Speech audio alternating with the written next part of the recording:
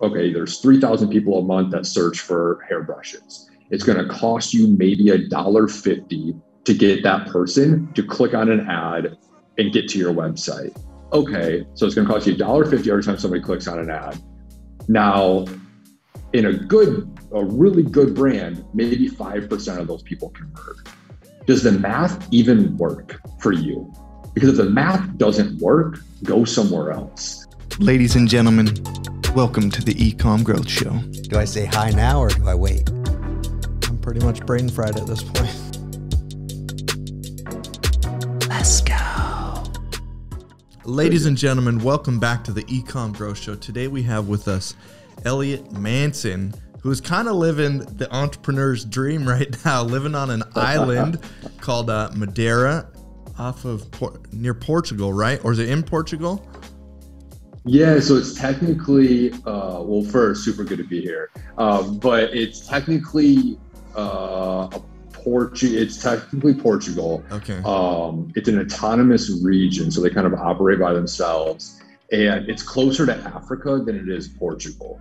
Okay. So it just kind of hangs crazy. out down here by itself. So, dude, you're in the water daily. You either yourself Yes. or with your girlfriend. Are you seeing sharks the same way they do in Africa? Because I know you like surfing, swimming. I'm like, dude, if I'm There's gonna go sharks surf everywhere. in Africa, that's where like the Right. most are, though, right? There's sharks everywhere, bro. All right. But I think in Africa, it's South Africa. So it's Okay. the southern eastern point of Africa, where I would be more northwest Africa. So Okay. apparently there's hammerheads here, but you have to go out a little bit deeper. I haven't seen anything. And we go swimming daily. The water's super clear here. And to be honest, there's not even that much fish here. Okay. I Gotcha. don't know why. Yeah, I don't know if the water temperature's a little too warm. Gotcha. Yeah. But You know, yeah, if there we don't was- see too much. If there was a shark to see out there, I'd like to see a hammerhead. Yeah. I think I'd feel safe around Why a hammerhead. hammerhead? I don't know. Do you I really? feel like they wouldn't attack me. Dude, I'd hate to see a white shark or a bull shark, but a hammerhead, boy. I don't know, dude. With those, dude, their eyes are way out here. They're just big, goofy looking things. Just grab You on just to like them or- laugh at it. I don't know, dude. That'd freak me Yeah, out maybe. still. But hey, It's a science-backed decision. Yeah, exactly. dude, it's actually what sketches me out is when we're out in the surf lineup here in the cold water. Dude, just sea lions circling us. Yeah. Those things give me the Yeah, creeps yeah. a little bit. Bro, I don't even like seeing So a they seal. actually go out there and circle you? Yeah, I mean, you'll just see them off in the distance, just like watching you, and they'll like poke their head up, and then you like see them over there. They're just like curious, though. They'll just like come look at you. Okay. But it's like you Okay. can't see once they're underwater. You're like, man, is my foot about to get bit off or what? Yeah. And we don't have clear water, so it's like, I don't know. Right. Yeah. You don't see anything. Yeah, we had a pretty epic water story when we started. So we first started traveling. We did Mexico for a little bit, a little town called Sayulitas, which is like a surf town off the Pacific coast in Mexico. We went to the Dominican Republic and then we ended up here. But when we were in Mexico, we had taken paddle boards out. So Sayulitas is in a cove. And we took paddle boards out just beyond like the cove, where the cove ends and you kind of enter the deep ocean. And we're sitting there and we laid on our backs on the paddleboard and just are like watching the clouds, super sunny day. And all of a sudden, humpback whales start breaching all around us. So we're sitting there on paddle boards in the middle of the ocean, and every probably like 2 minutes, a pair of two humpback whales would breach anywhere from like 30 to 50 meters from us. And it happened 45 minutes straight of just these whales. It was the most epic Dude. like ocean experience of my life. That sounds freaking awesome, dude. Yeah, it was a surreal moment for sure. Yeah. That's crazy, man. We have a buddy that runs water taxis here in Homer, and they had this video that went viral because a sea lion hopped up on the like back swim deck to get out of the water. Pretty sure I've seen hiding, that. hiding from orcas, dude. And these orcas were just Yeah. like circling the boat. You know what's sick though is orcas are so smart. Do you remember what happened after that? I forgot. So they're out there with tourists. They have them on the boat, and they're like, "Wow, that's so weird that this otter just hopped on our deck. Like normally they wouldn't come close to people, and then all of a It was an sudden otter, that's right. the orca shows up, and it's like, oh, that makes sense. It was running away from the orca. Well, dude, the orca, in spite of the otter and the boat, the next day skinned an otter and put it on the boat that it hit on. What? It's like, oh my gosh, I forgot dude. about that, dude. It's like those are some What? intelligent creatures. The killer whale, dude. It's like, oh, you thought you could That save is one of these? ridiculous. Yeah, like just threw its skin up there. Frick, like, dude. How it even did that? How it knew what boat? Like, Man, that thing is gives me smart. the creeps. I don't like that one. So, anyways, Yeah. All that to say, all that to say, today, guys. So Elliot Manson, he's actually on board at Shopanova, and he's running our Google department. So today, Yeah. I'd love to hear a little bit about, you know, how you discovered your craft, and then kind of crack open the conversation of basically one that we've been revisiting a lot of times, where it's like one channel is no longer sufficient for growing your online store, and then just kind of talk about some of the different nuances of using Google, some of the cool things you've seen, and how that tool can be effectively used for you and your brand. But I think there's kind of a cool story there that's worth sharing, is like, how did you even get into this initially, I guess? Yeah. So it kind of goes back to what we were talking about, where, you know, most of my life I had suffered from insomnia, but like I wasn't really, you know, super excited to take, you know, like a pharma drug to figure it out. You know, felt terrible after, you know, every morning you felt kind of more tired than the morning, even if you did get sleep. So it really didn't make any sense to me.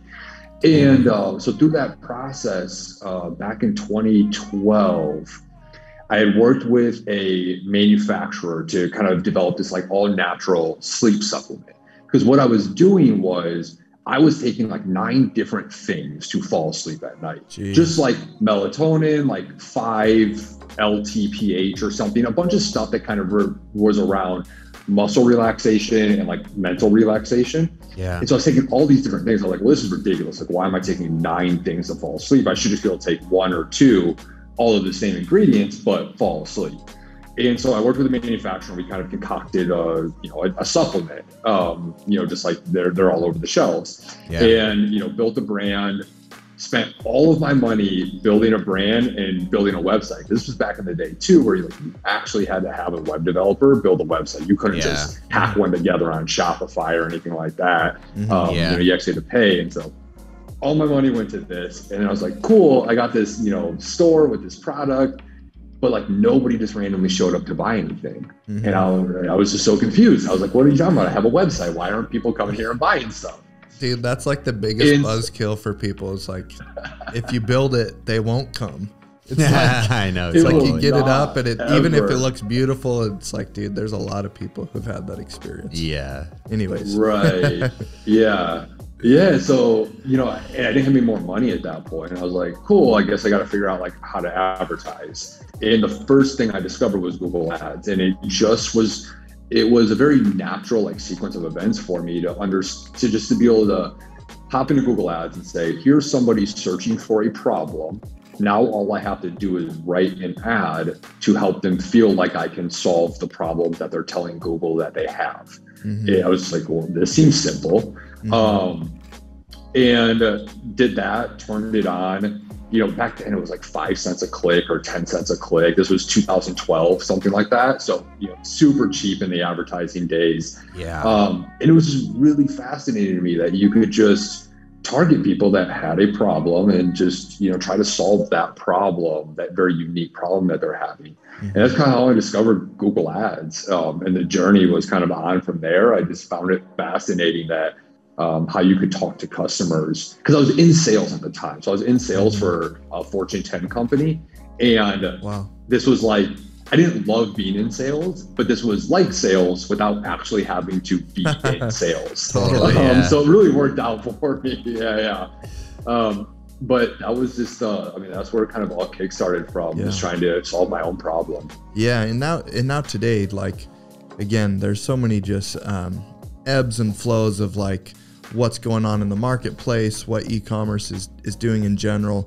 Again, we see the onward and upward trend. We see a little bit of pendulum swinging because of current events, you know, COVID, kind of back and forth, people being online, people being in person. But the overall data is like e-commerce is coming, it's coming to stay, and it's changing the way that we buy and sell products forever. And I think in that, everybody's trying to answer the question, well, how do my products get seen? And how can I grow my store? And especially if I'm, maybe a smaller business, maybe I'm below the $10 million a year revenue mark or whatever. And they're just trying to figure out how to compete with everybody else who has really big budgets to flood the marketplace. And so what we've kind of seen is that in 2020, it was kind of like an anomaly where if you could do one thing and do it well, you could scale pretty hard. But now it's like you really need to focus on the overall brand development. You need to be showing up on several different channels. And so as in response to that, we've actually basically made the shift as a company from being just like Facebook ads and specializing in one thing that we felt gave people the most leverage to now being pretty much full service. And part of that is teaming up with you, offering Google services. And it's been super awesome just seeing you build out that department here, seeing the results you're getting for our clients. And it's just been super, super awesome. I guess for people who are, looking at Google ads, maybe they've never really ran them, what is just like some of the things that people should be aware of, maybe some of the nuances, some of the benefits, how you think about it differently than other channels, and maybe just kind of tell us a little bit about the Google specific stuff. No, I mean, super good question. I think where people go the wrong way to go is, or I guess I should start with the right way to go, is Google is a supply and demand product.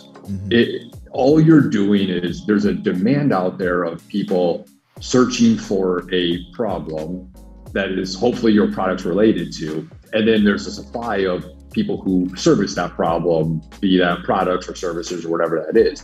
So if there's nobody searching for your problem, Google is the absolute wrong place to be, because then you're not actually serving like their problem. And the beauty of Google is you can figure out if people actually care about the problem that you're trying to solve. You just do your keyword research and you know how much volume is out there. And so I think the key to start with Google is just the research and understanding if your market even lives on the platform. If you're this super forward-thinking brand and you've created a problem that you know people have, but people don't know yet that they have the problem, that's not the right place to be, because they're searching for other things, not what you can help them with.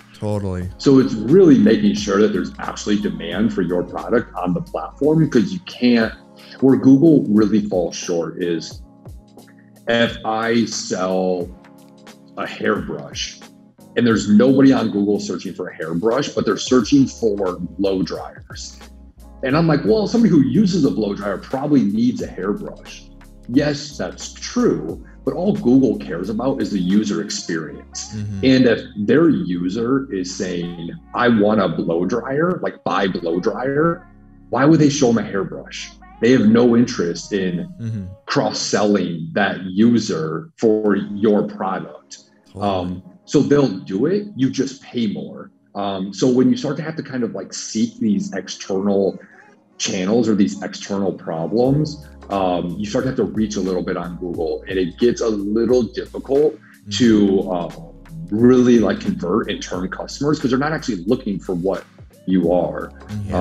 So the easiest way to get started is just making sure there's a demand out there and doing like some really solid research, keyword research within the platform, just to understand like where your numbers are. And then it's numbers. It's this is the beauty of Google versus other platforms, is they tell you, okay, there's 3,000 people a month that search for hairbrushes. It's going to cost you maybe $1.50 to get that person to click on an ad and get to your website. Okay, so it's going to cost you $1.50 every time somebody clicks on an ad. Now, in a really good brand, maybe 5% of those people convert. Does the math even work for you?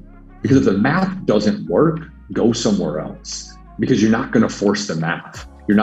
You can't bank on converting that 15% in order for your product to be profitable. You can't bank on Google telling you the cost per click is going to be $1.50 and that maybe you'll get it at 75 cents. It won't happen.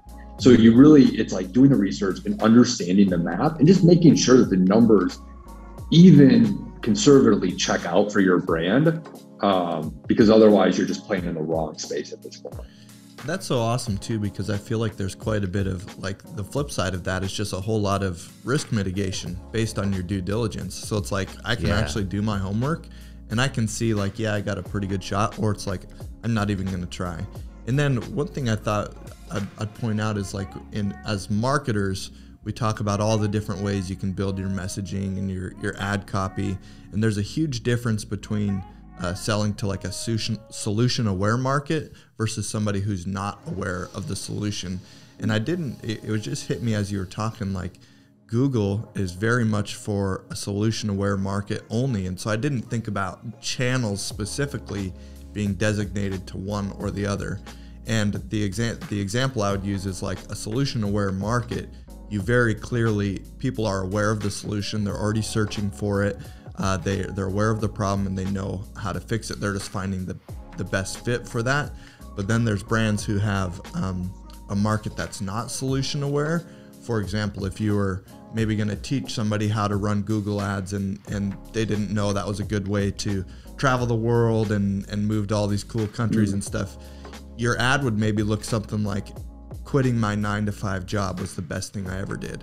And then they're like, oh, wow, why is that? And they're not actually aware of the vehicle to get them to this cool lifestyle. And then they click it, they learn about the Google Ads course and stuff like that. But it's just really cool to think like about the channel as being designated to very solution aware. And to me, it's like the way you described it as being very numbers driven.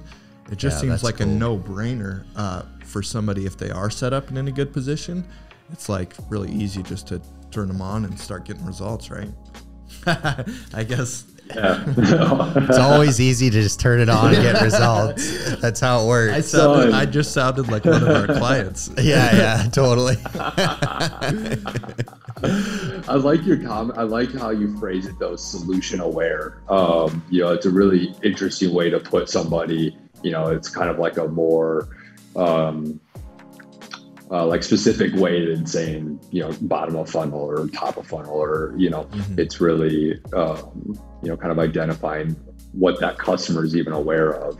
And that's where you play on Google. Google is mostly bottom of funnel type stuff. Like you want to find somebody who's pretty solution aware.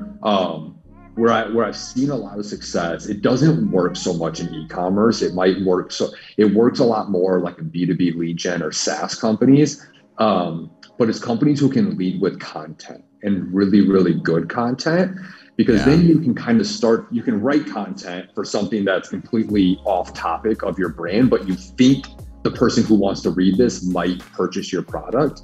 And then you can actually run ads to that content if it's super cheap and it makes sense. It's a way to it's like SEO, but you run ads to it just to kind of help. But for e-commerce, like it's hard to write content for e-commerce. Totally. To build a true story. There are some people that do it well. Like I even think of Ezra Firestone. So he'll do he has beauty products for, elder women, and he'll do blog posts on nine tips to age well or whatever, and to bring out the natural beauty of your age rather than try and hide it and conceal it with makeup and toner and all this stuff. And so they're reading a blog post and it's like the 9 helpful natural ways. And then, there's a plug at the bottom of the page for one of his products. And then to them, it's really powerful because it feels like a referred source. It doesn't feel salesy. It's not like, hey, come here and buy my product. It's like providing value and content first, happens in a blog post, and then it's like, by the way, here's a way to bundle all of these, the top 8 of these into one thing, and here's a quick and easy product for it. So I think there is ways to do it in e-commerce. It just, I think like you said, it takes the right product. Totally. Elliot, I have a question. Yeah, right. A good storyteller. Yeah, go ahead. So say someone's on Google, and I'm just trying to figure this out myself. So say they're on Google, they're running ads, and they're starting to see some form of success. They got their targeting right, starting to get sales coming through. how scalable is Google once you're seeing results? Because I'm used to more paid social where you can just keep ramping budget almost unlimitedly, right? How does Google compare with that as far as scaling goes? Yeah, so Google's a little bit more challenging when it comes to scaling something that's working. Because if you have like this, let's say we have 20 keywords, and I'm talking search only. Obviously, there's a whole bunch of nuances to Google and different things you could do that. Like YouTube is way more scalable than search for the exact reasons that you just mentioned. But when we talk about search, so let's say you have a group of keywords, 20 keywords that are all kind of related to each other. They're hitting awesome ROAS, really, really good numbers. Everything looks good. You're like, cool, I want to spend as much money as I can. Eventually, Google spits out this number of search impression share. Basically, it's saying how much of the time can you show up, have you showed up? And eventually you'll cap that number out and there's nothing else you can do about it. So there's every good campaign in theory has a cap to it at a certain point, all based on how many people are actually searching for these type of keywords. And so what ends up happening is you can kind of max out, a campaign, and then you kind of have to start from a whole different one if you want to keep scale. And then you kind of got to, build this new grouping of keywords and build out another campaign and kind of keep trying to scale these different aspects of it. Yeah. And then it's different if you have a massive product. If you have a product that's getting 2 million searches a month, then you can kind of almost scale it backwards. Where on search, you can do something similar to Facebook where you say, okay, I have these 2 million people who are searching for a product. I only want to show it to women who are in fitness. And then it'll only show those search results to women who are in fitness. You can kind of scale down and pick different audiences and kind of work it that way. But that's only for products that have a big enough audience. Ones that don't, you start to reach. And once you start to reach that, return gets kind of cut down because you're not talking to the customers who are exactly looking for your stuff. So it's definitely harder to scale than Facebook, but it also doesn't break like Facebook.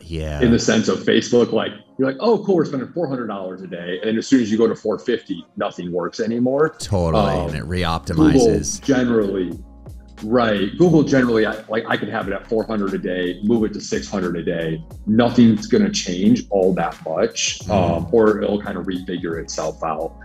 So that's where Google is super beneficial when it comes to scale. I've heard that for YouTube even, where it's like YouTube's pretty scalable as well, like at big budget jumps once you're locked on. Right. And it's because, so like even 5 years ago, Google's AI was not great when it came to ads. So they have a bunch of different bidding within the system, like target cost per acquisition. You just plug in a number and they try to hit that number, or like target ROAS, and they'll always try to achieve that number for you. 5 years ago, those systems did not work at all. You would plug that into a campaign, nothing good would come out of it. But as of like 2 years ago, a year ago, they've gotten really, really good at it. And so now Google is one of those systems where once you have enough data, their system can really do a lot of the heavy lifting for you. It's just getting it good data. It's getting it enough data and the right data. Where a lot of things can get kind of screwed up is a lot of brands will have multiple conversions tracked. It's not just sales. They might have product page visits or checkout page visits that are all tracking as conversions. And then Google will start to pick this stuff up. And then they start to think, oh, cool, well, if they reach the checkout page, that's a conversion for you. Let's optimize for that human being. But in reality, if you have enough sales, you don't want to optimize for that human. You want to optimize for only that person who actually made a purchase. So you really have to make sure like the data coming in is good as well. But as long as you're there, like it's pretty achievable. Their system does a lot of the work for you now. Because at the end of the day, Google is made so any small business owner can turn on Google Ads in 5 minutes and start spending money. It's not made for people like us who know how to like manipulate the system or work the ins and outs. They want any human to be able to turn it on in 5 minutes and spend money. So they have to kind of make it automated as much as possible, or automate some features of it. So I have a question too. If you could, and I think you've done it in bits and pieces throughout this conversation, but if you could describe the person or the brand who could most benefit from Google services right now, like what are the defining characteristics of somebody who's ready to start diving into Google? It's a really good question. So a brand that has a built-in market, so a market that's searching for a problem on Google is obviously a key start to it. Yeah. I would say you would ideally want your average order value to be over $50. This is primarily because Google is a little bit more expensive to get traffic than Facebook or a lot of the other platforms in general. So if you're having to pay $2.50 a click, like there's not a whole lot of money to be made if your product is $25. Yeah. So it's a lot, in my opinion. It's a product that has a decent price point to it, enough for you to have some margin in there. Or you have to be genuinely okay with like breaking even on Google and just saying, cool, I'm going to acquire a customer on this platform. I have no intention of having margin on my sales. I just want to get more customers and I'll resell them later with some other stuff and I'll make up my customer lifetime value elsewhere. So having a market that's searching for your product, having a product that's likely over $50, and something that is, I would say, fairly transactional in the purchase. It being a product where you require somebody to do a whole lot of research, or there's kind of there's a lot of noise in the market about different products. So one that we're like super familiar with was massage guns. Yep. There are so many massage guns out there and they're all so different and they all have these different things and their price points are way different. Some are $50, some are $500. You're like, I don't know what I want. And so there's a huge research phase to a massage gun. Totally. And people are going to click on ads because they don't, some people don't know better. Some people are not in a buying behavior, but there's some research that is involved for something like that. Yeah. And so those products are harder because the user is not going to click on an ad and purchase a $200, $300, $400 product the first time. Yeah. They're probably going to need some time to warm up to a product like that. So something that's a little bit more transactional, like I said, like a blow dryer, people are gonna, if they're searching for a blow dryer, they will probably see a cool looking blow dryer. And if it's in their price point, purchase it, be done with it, and call it a day. So price point, not a lot of research needed to make a purchase, and there's actually demand in the market for your product. And it'd definitely be worth trying at that point. And the numbers work out for you. Obviously, there's financially, you run the numbers and you're like, cool, I can either make money or break even. You don't want to be losing money. Yeah, totally. Dude, well, ladies and gentlemen, if that's you, I did that on purpose. We want to we want to connect with you and we want to help you out and help you grow and scale. But Elliot, dude, thank you so much for hopping on today. Yeah, man. I really love just being able to kind of look at these channels individually, understand the different nuances, and then kind of just build your arsenal of like what you're going to use to take your brand to the market. And again, like Google, Facebook, these are some really big hitters. We've seen some really big, great results out of it. And so it was really cool just to bring you on and hear a little bit more about it. So thanks for joining us today. My man, thanks for having me. Yeah, and I also wanted to add, guys, if you're listening, you want to look into Google, we're happy to do a free audit of your account. Elliot, our guy here, will look through it all, see what's going on, see if it's viable for your business, and we can kind of make a plan, a roadmap for your business from there. But thanks so much, guys, for listening. If you liked it, please share it with someone, subscribe, do all the good things, and we'll see you guys next time. Take care.